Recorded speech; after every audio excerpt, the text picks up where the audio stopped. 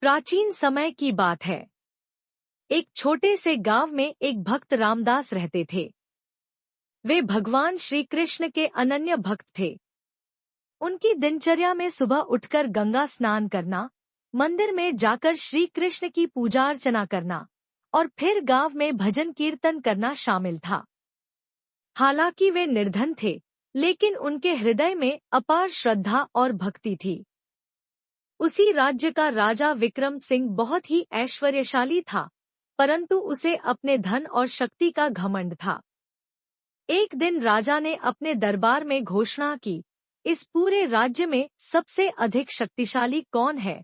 राज्य के सभी लोग बोले, महाराज, आप सबसे शक्तिशाली हैं। लेकिन तभी एक वृद्ध संत ने कहा, राजन, सबसे अधिक शक्तिशाली ईश्वर हैं। आपकी शक्ति, धन और ऐश्वर्य सब कुछ क्षणिक है। राजा को यह सुनकर क्रोध आ गया और उसने घोषणा कर दी, यदि कोई व्यक्ति अपनी भक्ति के बल पर कोई चमत्कार दिखा सकता है, तो मैं उसे अपना आधा राज्य दे दूंगा। गांव में यह बात फैल गई और कुछ लोगों ने रामदास से कहा, तुम तो भगवान कृष्ण के बड़े भक्त हो। यदि तुम राजा को कोई चमत्कार दिखा सको, तो आधा राज्य तुम्हारा हो सकता है।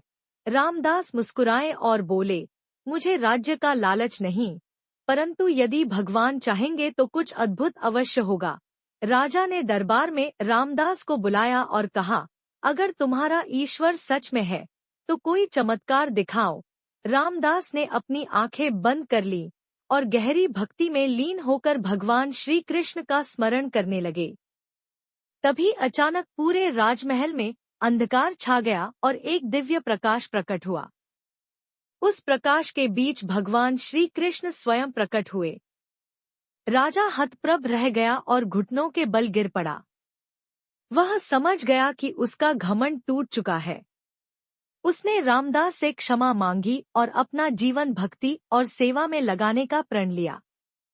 रामदास ने विनम्रता से कहा, राजन, भगवान का स्मरण और सेवा ही सबसे बड़ा धन है। राज्य और ऐश्वर्य क्षणिक है, परंतु भक्ति अमर है। उस दिन से राजा ने ईश्वर की भक्ति को अपने जीवन का आधार बना लिया और राज्य में भक्ति और सेवा का वातावरण फैल गया। सच्ची भक्ति में अपार शक्ति होती है। घमंड किसी का भी नहीं टिकता, परंतु विनम्रता और श्रद्धा सदा फल देती है। ईश्वर हर समय भक्तों की